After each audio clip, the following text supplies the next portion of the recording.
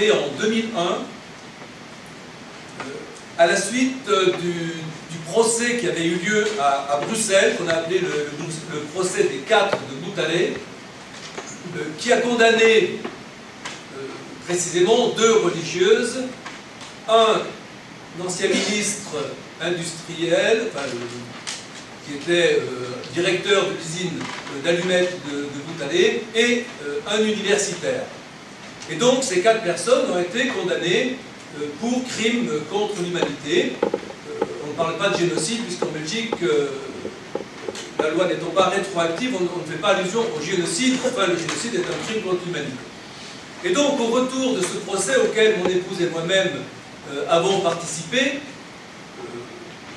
en tant que simple auditeur, nous nous sommes dit, mais puisque ce qui est possible en Belgique, pourquoi ne le serait-il pas en France? Il faut dire que depuis 1995, des plaintes avaient déjà été déposées en France. Puisque en 2001, lorsqu'on décide de créer le collectif des parties civiles pour le Rwanda, il y a 6 plaintes qui existent. Il y en a 2 de 1995 contre l'abbé Wenceslas Munyeshaka, qui est prêtre à Gisors, dans le diocèse d'Évreux, et une plainte contre Sosten Munyemana, le médecin qui habite Cestas et qui travaille à Villeneuve-sur-Lot. Ce sont les 2 plaintes les plus anciennes. Et puis, 4 autres plaintes avaient été déposées en 2000, des plaintes contre Laurent Boutivaluta, qui était le préfet de Gikongolo au moment du génocide, une plainte contre Laurent Seloubuga, qui a eu un rôle, à mon sens, très important pendant le génocide, mais il n'est pas toujours resté au Rwanda à ce moment-là,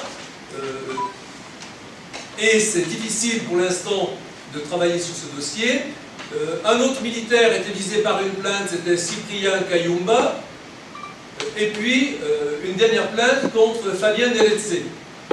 Donc c'était 6 plaintes qui existaient déjà, mais avant de créer le collectif, avec mon épouse, on avait déjà travaillé à plusieurs reprises parce qu'on se rendait très régulièrement au Rwanda. On avait travaillé en particulier sur la plainte contre l'abbé Munyeshaka, et on avait recueilli nous-mêmes au Rwanda un certain nombre de témoignages qu'on avait remis à un avocat qui s'occupait des dossiers du génocide à l'époque, mais que nous n'avons pas pris comme avocat après au sein du collectif. Il s'agit de William Bourdeau, un avocat parisien.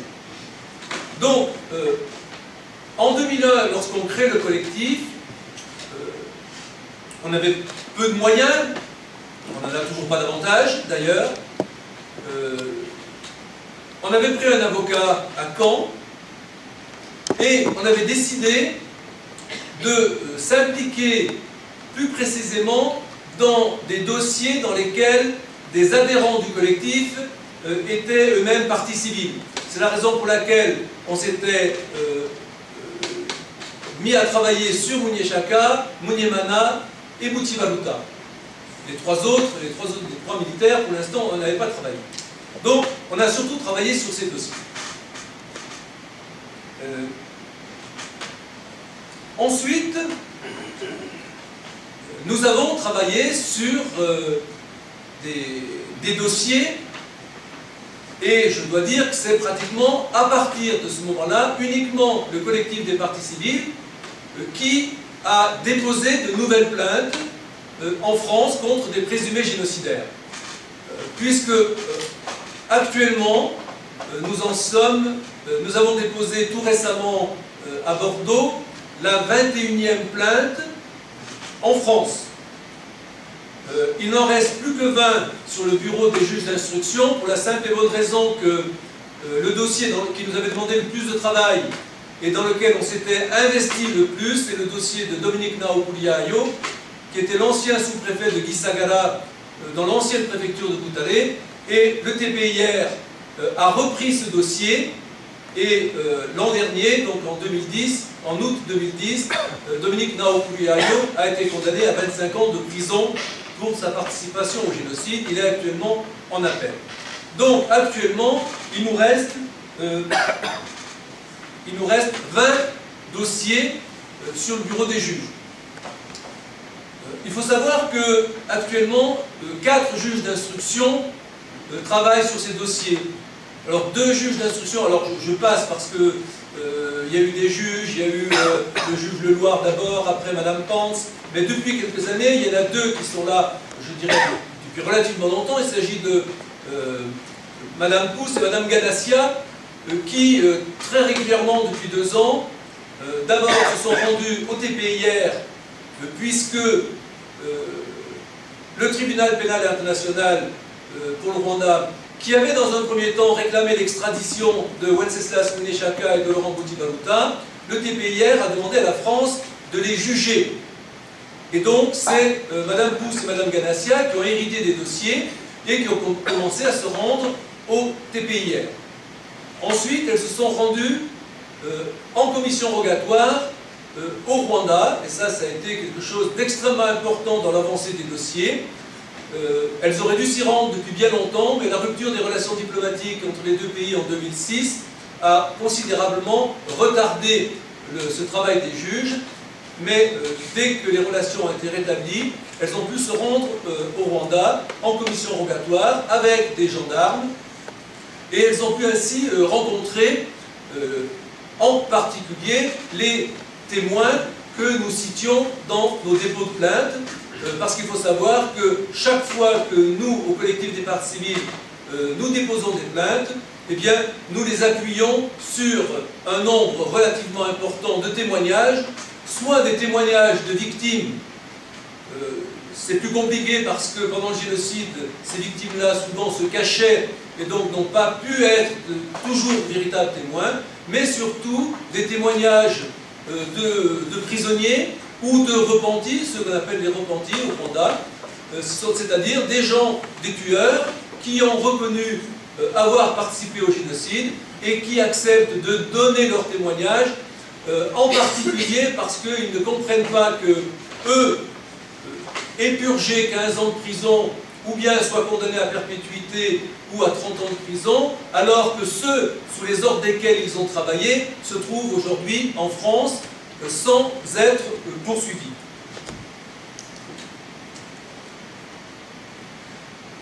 Ce travail de recueil des témoignages est un travail extrêmement exigeant, extrêmement difficile à faire, et ça nous oblige évidemment en particulier à de nombreux déplacements au Rwanda.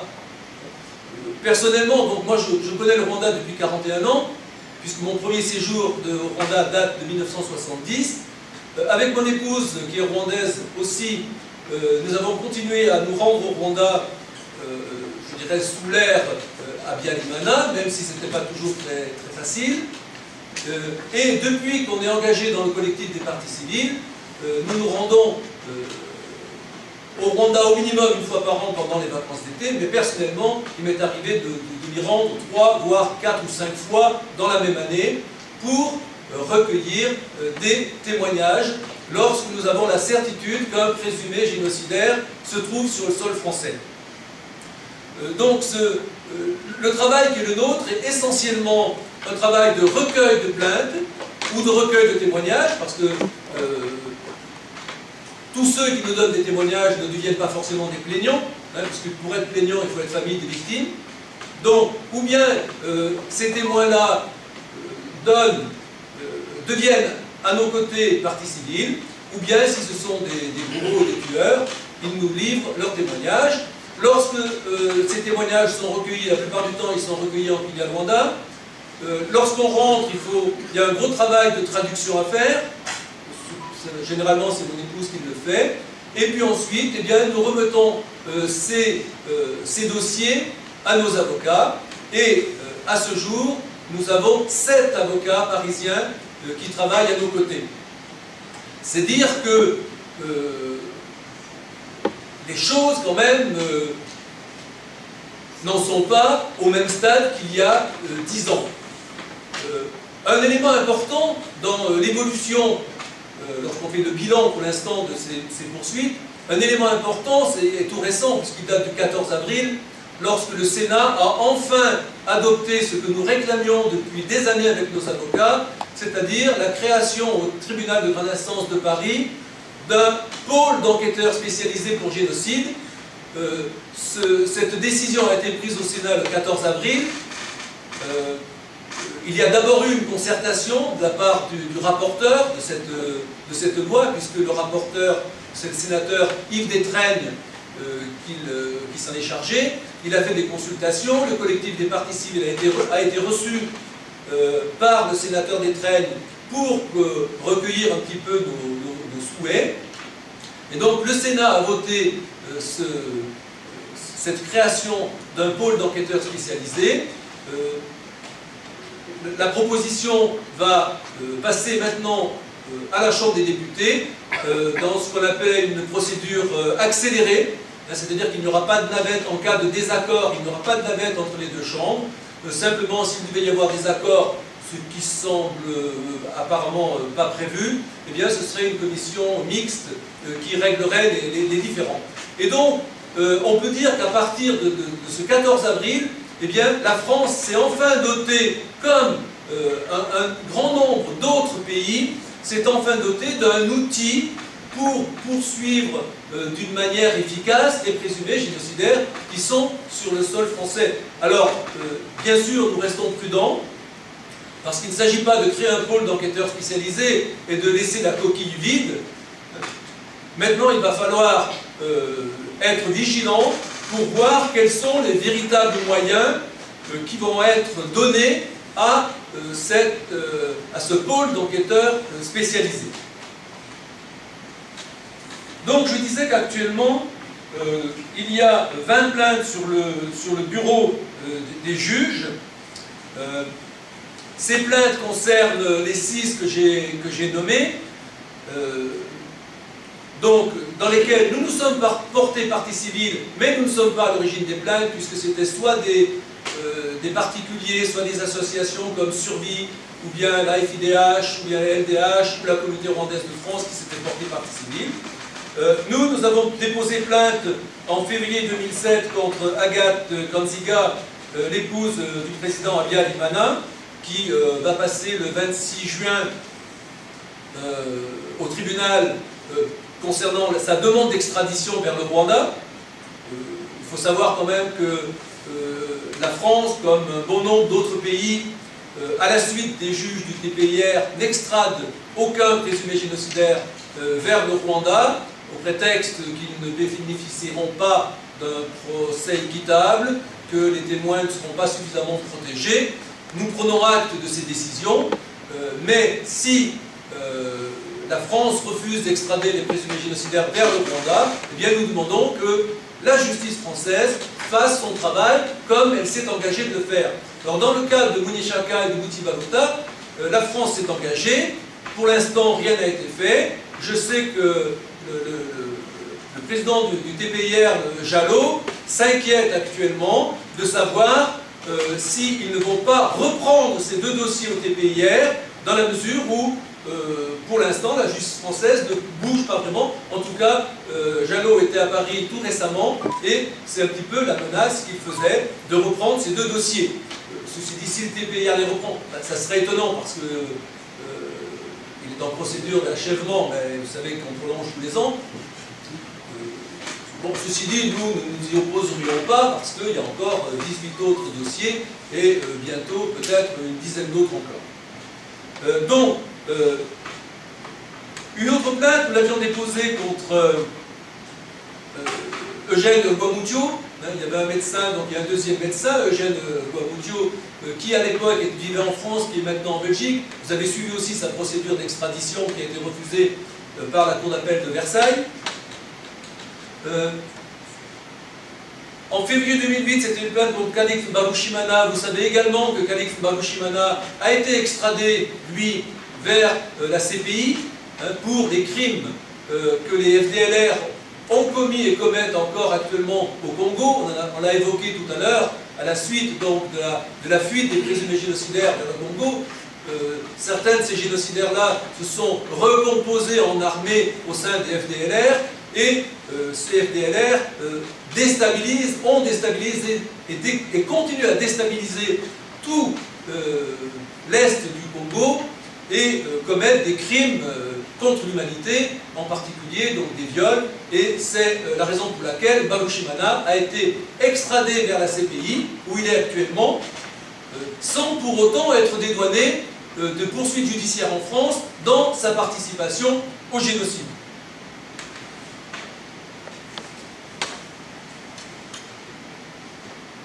Bon, je ne vais pas détailler toutes les plaintes, puisqu'il y en a 20, simplement signaler que un certain nombre de ces plaintes vont être prioritaires pour les juges, je dirais même pour nous-mêmes. Moniechaka Bouti-Baluta, c'est une évidence. Il y a également 2 autres dossiers qui vont être prioritaires pour les juges, parce que 2 de ces présumés génocidaires sont actuellement en prison à Paris, l'un à Fleury-Mérogis, l'autre à Fresnes. Il s'agit de Pascal Simbikangwa, le capitaine Pascal Simbikangwa, qui a été arrêté à Mayotte, ainsi qu'Octavien Genzi, arrêté lui aussi à Mayotte suite à la plainte que nous avions déposée contre lui. Or, ces 2 personnes-là sont en prison préventive. Simbikangwa fait de la prison aussi parce qu'il a été condamné pour trafic de faux papiers, mais Genzi, lui, fait de la prison préventive. Et donc, il faut savoir que les juges vont donner priorité à ces dossiers, précisément parce que ces personnes-là sont en prison. Et puis, je pense qu'il y aura 2 autres dossiers qui seront prioritaires pour les juges. C'est les dossiers de Sosthène Munyemana et de Eugène Kouamoutio, les 2 médecins. Tout simplement parce que les juges ont déjà fait plusieurs commissions rogatoires à Boutalé concernant ces 2 affaires, ont rencontré de très nombreux témoins et je pense sont revenus avec des éléments très importants contre ces présumés génocidaires. Les autres dossiers,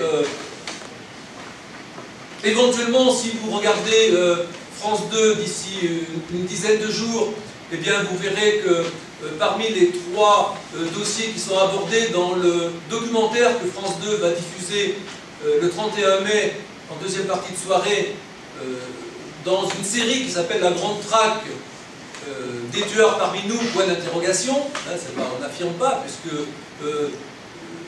nous tenons nous aussi à dire que tant que les personnes ne sont pas jugées, elles sont présumées innocentes. Donc, vous aurez l'occasion de voir que 2 des personnes qu'on poursuit en justice, en plus d'Agathe Ranziga, font partie de ce documentaire, puisqu'elles ont accepté de témoigner et de rencontrer la personne qui a réalisé le documentaire. Il s'agit d'un de vos compatriotes ici à Toulouse, Marcel Bivouga-Bagabo, et puis un autre médecin qui, lui, a sévi à Kimouillé pendant le génocide, puisqu'il était directeur régional. Il s'agit du docteur Charles Touaguira, qui jusqu'à ces dernières semaines habitait Rouen. Donc, voilà, si vous voulez, ces dossiers-là. Je voudrais peut-être évoquer un petit peu les difficultés qui sont les nôtres, pour ne pas abuser, puisque je crois que j'ai presque déjà pris le temps qui m'était imparti, 5 minutes. De prendre le cas qui nous a échappé, qui est parti au TPR, le cas de Dominique Naokouliayo, pour vous montrer un petit peu les freins qui sont mis au travail que l'on fait depuis un certain nombre d'années. Il faut savoir que Dominique Naokouliayo, on a déposé plainte contre lui en 2004. Nous avons été légitimement déboutés de la plainte. La plainte a été jugée irrecevable pour la bonne raison que le collectif des parties civiles n'avait pas 5 ans d'existence. Or, il faut savoir qu'en France, pour qu'une association puisse se porter partie civile, il fallait avoir 5 ans d'existence. On a à ce moment-là changé notre fusil d'épaule et je suis parti à Gisagara recueillir les témoignages d'une trentaine de victimes du génocide à Gisagara qui se sont portées partie civile. On a déposé la plainte en 2006 et le tribunal de Carcassonne, auprès duquel on avait déposé plainte, s'est déclaré cette fois-ci incompétent au prétexte qu'il n'avait pas été trouvé à l'adresse qu'on avait indiquée. Parce qu'il faut savoir qu'on est obligé, nous, de déposer plainte actuellement, en tout cas. Ça changera peut-être s'il y a un pôle d'enquêteurs spécialisés à Paris. On est obligé de déposer plainte dans la circonscription où habite la personne qu'on poursuit. Ce qui veut dire qu'on doit, dans un premier temps, faire tout un tas de recherches pour localiser la personne qui se trouve en France. Ce qui n'est pas facile tous les jours. Donc, Dominique Naokouliayo, on nous a répondu, le tribunal est incompétent, il n'a pas été trouvé à l'adresse que vous avez indiquée. Or, il se trouve que l'année suivante, en 2007, il a été arrêté à l'adresse exacte que nous avions fournie l'année précédente. ça montre bien que un certain nombre de personnes n'ont pas fait leur travail suite à la plainte que nous avions déposée. Un autre exemple, il y a une plainte que nous avons déposée dans la région depuis bientôt 1 an. Or, le juge d'instruction a gardé cette plainte sous le coude sans pratiquement bouger. Il a fallu que nos avocats les harcèlent le juge, auquel j'ai moi-même écrit, pour que enfin ils nous disent que, eh bien, incessamment, la plainte, effectivement, votre plainte va être transmise à Paris, puisque systématiquement, dès qu'une plainte est déposée dans un tribunal de grande instance en France, eh bien, cette plainte est transférée systématiquement à Paris, puisque depuis 2001, il y a une ordonnance qui demande de regrouper tous les dossiers sur le tribunal de grande instance de Paris pour une plus grande efficacité de la justice. Pour l'instant, vous voyez que l'efficacité de la justice française reste très aléatoire. Il est clair également que nous avons été victimes de freins, je dirais, politiques. Ça, c'est une évidence. Il y a des dossiers qui ne sont pas ouverts, tout simplement parce que le génocide a été perpétré au Rwanda en 1994, au temps de la cohabitation en France, et il est clair que, vu le rôle qu'a joué à la fois, je ne dis pas la France, mais un certain nombre de nos responsables politiques français au Rwanda, eh bien, un certain nombre et comme ce sont pratiquement les mêmes hommes politiques qu'on retrouve aujourd'hui au pouvoir, eh bien, ils n'ont pas tellement envie que s'ouvrent peut-être en France des procès pour génocide, ce qui évoquerait obligatoirement le rôle de la France. Et puis, je dirais, une de nos difficultés aussi, elle est d'ordre, bien sûr, financière, parce que nous fonctionnons avec les adhésions de nos adhérents. Nous sommes une centaine, 120 adhérents à peu près. Et évidemment, ça ne suffit pas pour payer nos avocats, puisque maintenant ils sont 7 à travailler avec nous. Ils ont tous accepté de travailler quasiment bénévolement, mais c'est vrai que le jour où un procès s'ouvrira en France, et j'espère que, vu l'avancée maintenant d'un certain nombre de dossiers chez les juges d'instruction, j'espère que peut-être l'année prochaine, en rêvant un petit peu, nous aurons un premier procès à Paris pour les crimes de génocide perpétrés au Rwanda en 1994, eh bien, à ce moment-là, les frais d'avocat se monteront à des sommes considérables, parce que les avocats vont passer beaucoup de temps pour défendre ces dossiers. Voilà, si vous voulez, un petit peu, très rapidement brosser le tableau de la situation actuelle en France. 20 plaintes actuellement. Nous en préparons encore, je dirais, avec certitude 3 autres, plus une quinzaine probablement de dossiers que nous avons sous le coude, mais nous n'avons pas suffisamment d'éléments. Ça va nous obliger à des voyages aussi de nouveau au Rwanda. Voilà un petit peu quel est le travail du collectif des parties civiles. Je remercie tous ceux qui nous soutiennent, pas forcément d'une manière très, je dirais, très concrète, parce que vous avez bien compris que dès qu'on a un dossier en main, il y a une question déjà on ne peut pas divulguer les informations comme ça tant qu'une plainte n'est pas déposée et reçue, donc ça demande beaucoup de discrétion. Donc c'est vrai que nous sommes peu à travailler sur les dossiers, mais savoir qu'on est soutenu par un certain nombre de personnes, en particulier d'une manière financière parce qu'on en a besoin, on n'est pas obligé d'être adhérent au collectif, on peut faire des dons aussi tout simplement ponctuels, ils sont toujours très appréciés, parce que eh bien, une association ne peut pas vivre sans moyens. En tout cas, de toute façon, moyens ou pas, je crois que vous avez bien senti que nous sommes déterminés à continuer la poursuite des présumés génocidaires. Je veux bien préciser, je le redis, je l'ai dit aussi dans le documentaire, enfin dans le plateau qui suit le documentaire, nous travaillons sans aucun esprit de vengeance, sans aucune haine à l'égard de ceux qui ont commis le génocide. Tout simplement, nous pensons que c'est un devoir